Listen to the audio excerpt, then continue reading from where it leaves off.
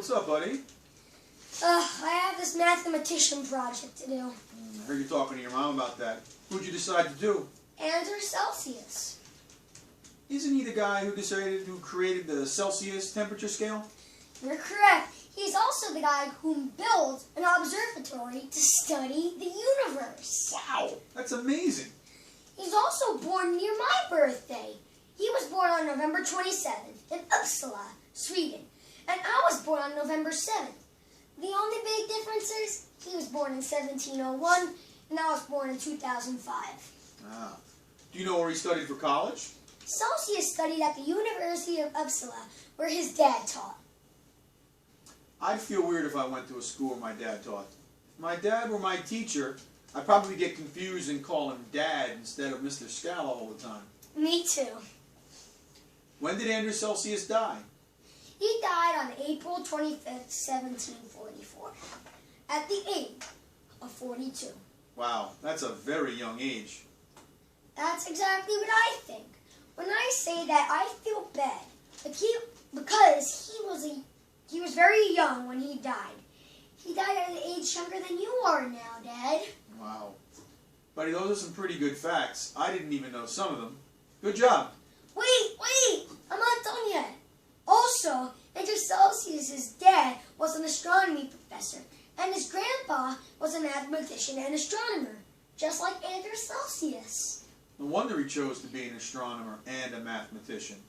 I bet you didn't know this. Andrew Celsius is one of the men who did the 116 observations of the Northern Lights.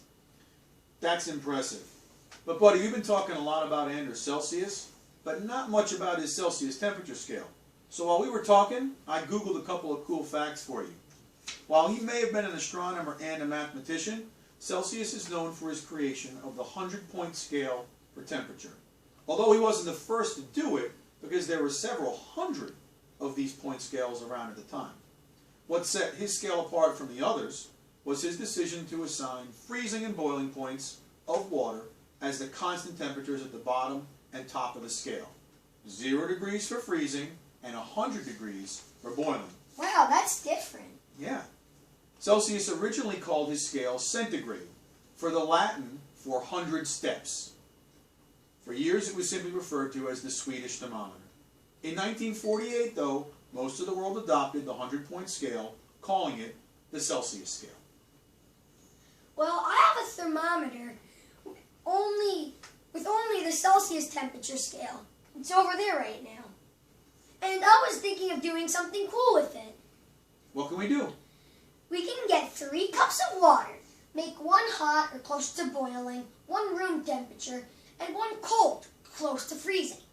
And then we can record these temperatures with the Celsius thermometer and convert to Fahrenheit.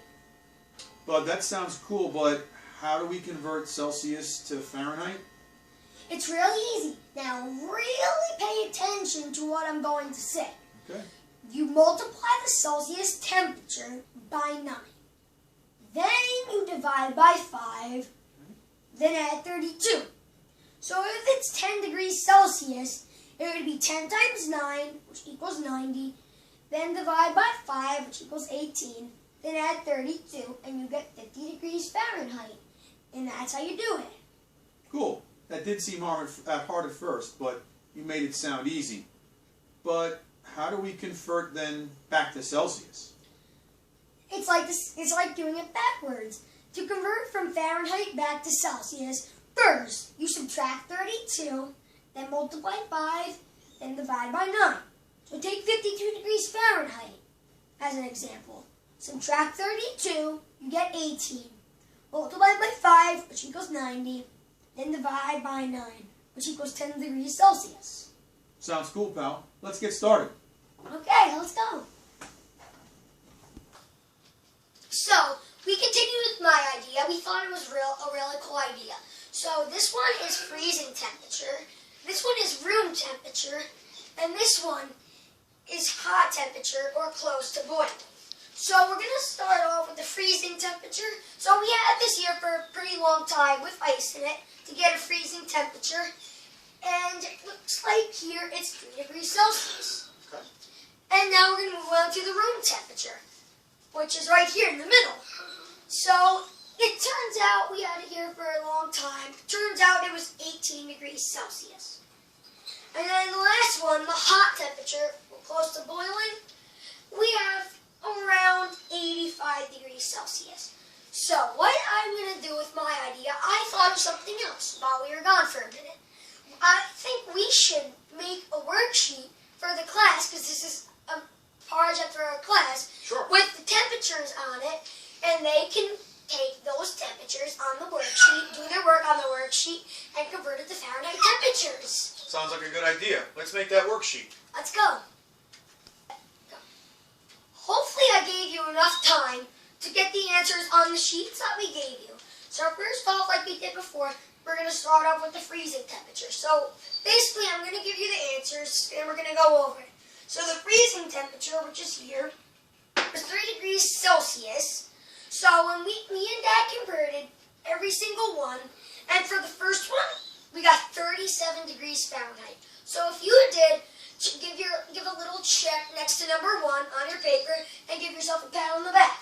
So for the second one, which was room temperature, which you should remember was the middle one, it was 18 degrees Celsius. So me and Dad converted like we did for the first one and got 64 degrees Fahrenheit. So if you got that, give yourself a pat on the back and give a check on number 2. And for the last one, the hot temperature close to boiling, it was 85 degrees Celsius.